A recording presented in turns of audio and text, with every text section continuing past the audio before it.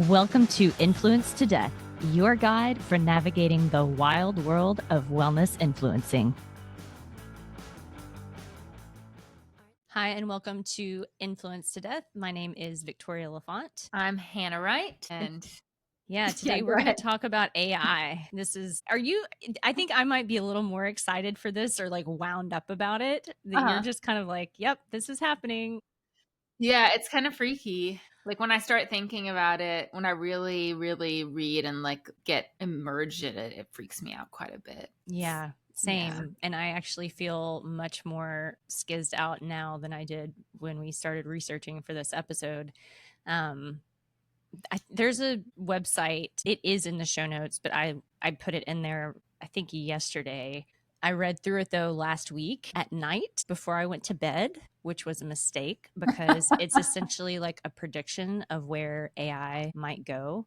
Yeah. We'll get there, but we're going to talk about it, of course, in the context of health. And I think like the name of the podcast, we're going to call it like, is AI your new health guru? Because people are interacting with AI. Actually, I think, Hannah, for both of us, when we've talked about this in a way that I hadn't thought to interact with it. And I don't think maybe you had thought to interact with it from both like a mental health perspective, primarily is the way that it hadn't come up for me, which I think makes me very lucky that I hadn't thought to interact with AI as like a friend or a therapist, but also for their physical health. People are starting to interact with the different platforms that are out there. So we're going to talk about that today. Yeah. I think this is in this year I've seen researching for this. I didn't realize it was being covered so thoroughly, but like it's pretty popular right now because I guess it's just kind of exploding with the consequences from using AI for the last 3 years since ChatGPT was released to the public. So Vice covered it. I think ABC News. We'll talk about some of those. These very bizarre firsthand accounts and secondhand accounts and just like personal experiences people are having. Basically, it's called ChatGPT induced psychosis. Is that right? Yeah, is one of the terms now. Like episode came about because we have this awesome listener. Shout out to Danielle. Thank you so much for sending us this article that is published on Substack. I hesitate to pronounce this person's name. We have them as Azaday June. Yeah. Substack.com. It's the Azaday June newsletter. This person wrote, it's at The Wellness Therapist. They're in our like recommended section now on our Substack. I went ahead and added them. But so the title of the article is Psychosis Fueled by Generative AI Are Tearing Families Apart as Some Claim Chatbots Represent Spiritual Higher Consciousness. And so she sent this article and I was honestly blown away. Like, again, I just hadn't thought to interact with AI like a therapist or like a friend or like ask it personal questions. To me, it was like this very utilitarian, if I need some ideas or I need to brainstorm or whatever. And so I was very surprised to read that people are interacting with AI like you would a close friend or like you would a therapist, or if you're feeling like you need support. And I actually posted on Facebook, hey, how many of my friends do you talk to AI when you feel down? Like I kind of intentionally used that word instead of like depressed or anxious, because those are like actual like diagnosis. And many people that I wouldn't expect, like kind of like crunchy people, I guess I would just like, oh, they're not gonna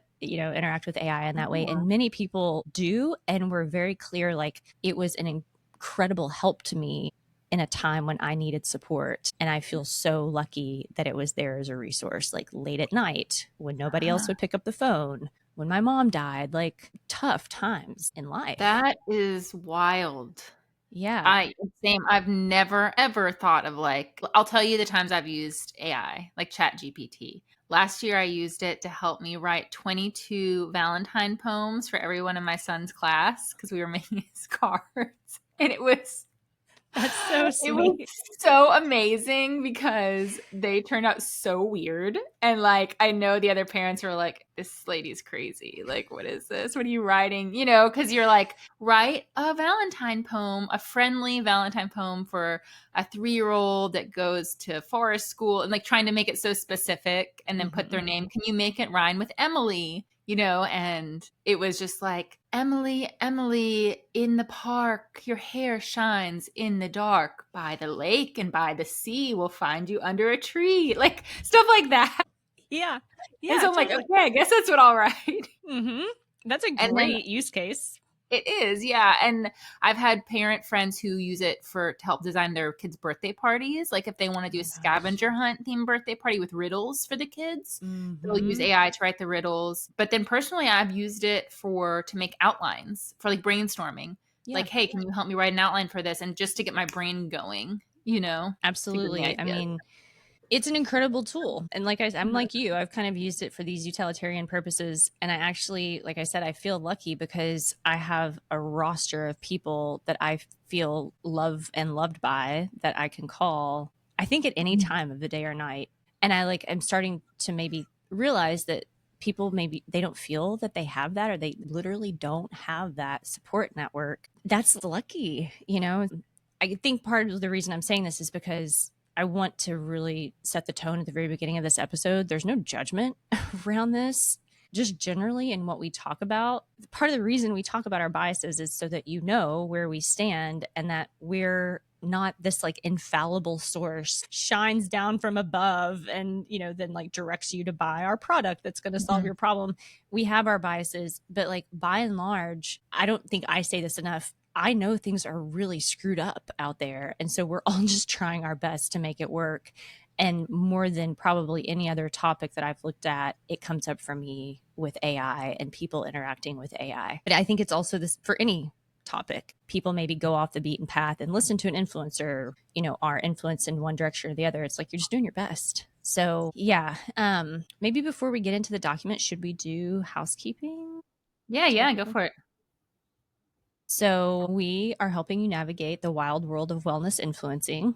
We are influenced to death. We are not infallible. That's No. important to say. You can find us on Substack at Influence to Death. We are on Instagram, is probably a social platform Mhm. where we interact the most at Influence to Death. And then you can email us at influencetodeath@gmail.com. This is an episode for paid subscribers. So, kind of right after this soundbite, it'll be a free preview for people who are not paid subscribers, and then paid subscribers will get the full episode. If you'd like to become a subscriber, it's $5 or up per month, and you get one extra episode per month in addition to the 2 episodes that we publish that are available to everyone. I think that's